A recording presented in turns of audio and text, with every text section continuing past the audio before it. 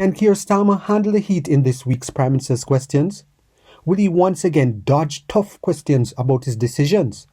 Stick around to find out, and we'll wrap up with key principles on leadership responsibility and confidence. If you love diving into political issues and enjoy hearing a principled take on them, then hit the like button, share this video, and subscribe to our channel to join the conversation. Let's get a bigger discussion going. This Labour government has been in power now for almost 12 months. So when will the Prime Minister stop defying the will of the British people, stop dancing around the subject, and stop all illegal immigration into the United Kingdom, which has been rising under his watch? It was the last government that lost control of immigration. Record numbers on net migration, lost control of the borders. We're bringing forward legislation to give law enforcement the greatest possible powers. What are they doing? They're voting against it. Thank you, Mr. Speaker. Whilst the economy is showing signs of improving, many pensioners are still impacted by the cost of living crisis. People in Luton who have worked hard all their lives, seeing their precious savings slip away. So can the Prime Minister tell us what measures he will take to help struggling pensioners in towns like mine? Prime Minister. Well, Mr. Speaker, we all know the economy was left in an absolute mess by the Tories. We had to stabilise the economy with tough decisions, but the right decisions. Because of those decisions, the economy is beginning to improve. Those growth figures last year, the highest growth in the G7, interest rate cuts, 4 in a row, 3 trade deals. But I recognise that people are still feeling the pressure of the cost of living crisis, including pensioners. And as the economy improves, we want to make sure people feel those improvements in their days as their lives go forward. And that is why we want to ensure that as we go forward, more pensioners are eligible for winter fuel payments. As you would expect, Mr. Speaker, we will only make decisions we can afford. That is why we will look at that as part of a fiscal event. Many of the opposition can be better or not. Mr. Speaker, it's extraordinary listening to that last answer from the Prime Minister. Inflation was 2% when Conservatives left office. 2%. It's now nearly double that. When will he recognise that it's Labour's budget driving up inflation? I think what she forgot to say was over 11% on their watch, and she didn't say a lot. I am confident those numbers will come down, Mr. Speaker. The Bank of England is confident those numbers will come down. That's why we've seen 4 interest rates in a row. But I notice she can't resist grabbing any opportunity to talk the country down.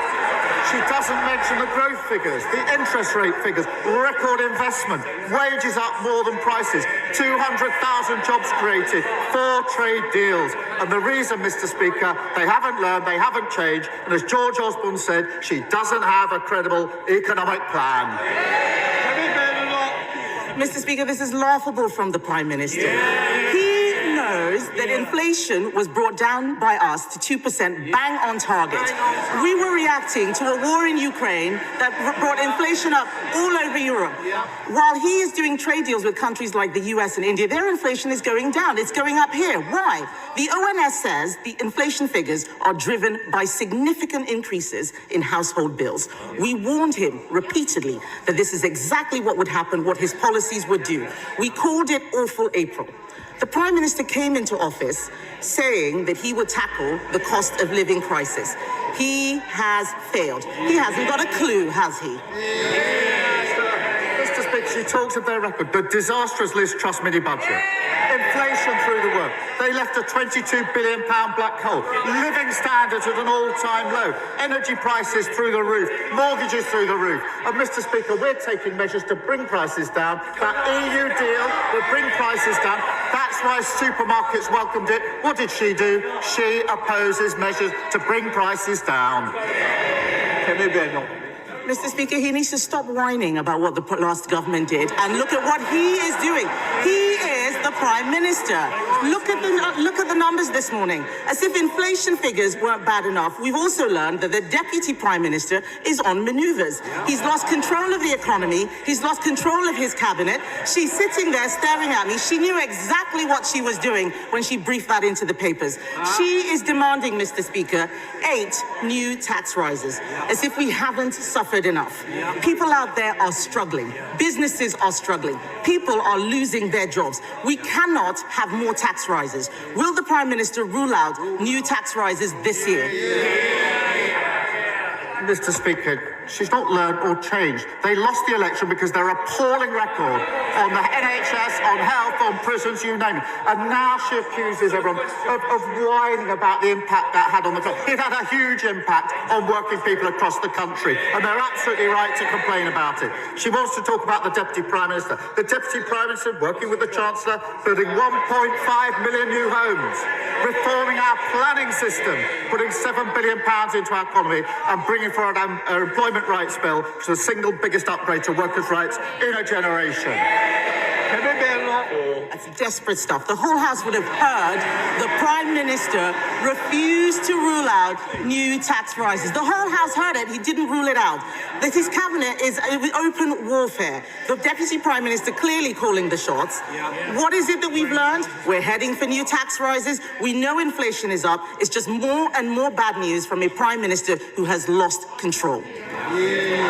So we heard his earlier answer, Mr. Speaker. We heard his earlier answer on winter fuel. Let's try and get some more information. I'm going to ask him a simple question. It only requires one word, yes or no. Is he planning to U-turn on winter fuel cuts? Prime Minister. Mr. Speaker, I made clear in my earlier answer that as the economy improves, we want to take measures that will impact on people's lives, and therefore we will look at the threshold, but that will have to be part of a fiscal event. But, Mr. Speaker, they lost control of every element of the economy, of prisons, the borders, the NHS, you name it. And now she's lost control of her party. They are sliding into oblivion. They will have to trade on their past, Mr. Speaker, because that's all they've got. Speaker, I made it really easy for the Prime Minister. Just a simple question, yes or no. And he could not answer. I wonder how the public feel about a man who can't give a straight answer to a simple question. And you look at all of them behind him, all of them cheering, when this inevitable U-turn on winter fuel comes, and it will, from a desperate Prime Minister, what will he say to the 348 MPs who went over the top and voted for the winter fuel cut last September? Just like the British public, how can any of them ever trust him again? Mr. Speaker, it's only because of the measures we've taken that the economy is improving. Growth at the highest rate since in the G7.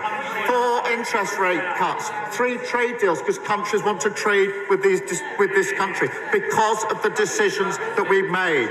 All of those decisions opposed by the party opposite. They've learned absolutely nothing and they're going absolutely nowhere.